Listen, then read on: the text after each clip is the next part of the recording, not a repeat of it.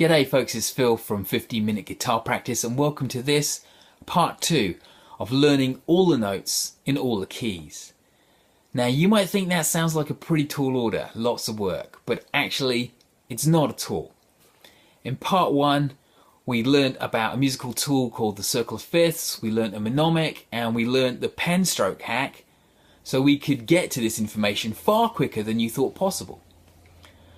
If you haven't seen part 1, please go back and watch it now. I will put a link to it in the description box below because we are going to be referencing some of our learnings from part 1 in this video today. For the rest of you, let's make a start. So in part 1 we learned about the circle of fifths and we examined the right hand hemisphere. And we learned that from the 12 o'clock position, moving clockwise, every time you move clockwise by 1, you increase the number of sharps in the key by 1 as you go around. Now we're going to look at the left hand hemisphere today, and it works in a very similar way but just in an opposite fashion. So if you are moving clockwise, rather if you're moving anti-clockwise, the number of flats increase by 1 each time you go around. So what we need to do is take a look at where we left our circle of fifths last time round. There it is.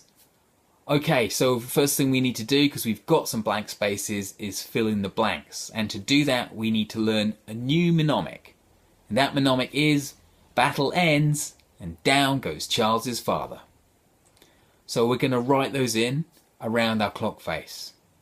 But one additional thing to note is that because we are looking at the left hand side of this, and that's dealing with the flat keys, we also need to write a flat symbol as we write the letters in. So it will be B flat, E flat, A flat, etc, etc. And you'll see as we get to the bottom we kind of run out of space. There's a couple of ones that we don't have space for. That space is already taken. I don't want you to worry too much about that right now. Basically there is a bit of an overlap at the bottom of the circle of fifths, but right now we'll just deal with what we've got in front of us. So let's get started with our first flat key.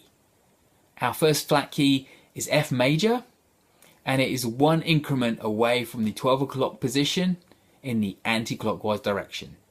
1 increment away from the 12 o'clock position means it has 1 flat. Now, what is that flat? Well, to find one of the flats in a flat key, you need to just move forward in the alphabet by 3 letters from where you are. So from the key of F, we go G, A, B. So the flat in the key of F major is B flat. So we can name our notes. Name our notes just by running our musical alphabet and remembering to include the flat when we get to the B. So F, G, A, B flat, C, D and E. And that's one of them down already, guys. Tick. Let's move on to our second flat key. Second flat key as we move in the anti-clockwise direction is the key of B flat. B flat is 2 increments away from the 12 o'clock position and therefore has, you guessed it, 2 flats. What are those flats? Well, one of the flats in a flat key is always 3 letters forward in the alphabet from where we are. So from B we go C, D, E. E flat is one of the flats. What's the other one? Well, just like in video 1, as we move through the flat keys, the flats from the previous key get inherited. So our previous flat that we discovered in the key of F major was a B flat. So now we're in our key of B flat, we've got a B flat and an E flat. And the clue was kind of in the name of the key we're in. We can't have a key of B flat major without having a B flat note within that. Okay, so to name the notes in B flat we have B flat, C, D, E flat, F, G and A. Okay, moving on to our next flat key, which is the key of E flat major. It's 3 increments around and therefore has 3 flats. And that's a way you might want to remember it. E flat has 3 flat. But I know what you're thinking. You're thinking, Phil, what about the pen stroke hack? Is there a way we can use another kind of hack to get our heads around this and get the note information and the number of flats more quickly? And the answer is yes. Yes, there is a hack. And the even better answer is it's exactly the same pen stroke hack as we used before. Albeit we're just going to add one slight addition to the process. Okay, so let's forget that we are a bit familiar with the circle of fifths, because right now you might not be. You might not know that it is 3 increments round, and you might not know that E flat has 3 flat. So let's use our pen stroke hack. To get the answer of how many flats in E flat, we need to think about how many sharps we have in E. Using the pen stroke hack, to write a capital E, we go 1, 2, 3, 4. 4 sharps in the key of E, and all we do is subtract that number from 7. 7 being the number of letters in our musical alphabet. So, 7 minus 4 is 3. So the key of E flat has 3 flats. What are they? Well, one of them is E flat because the clue's in the title of the key.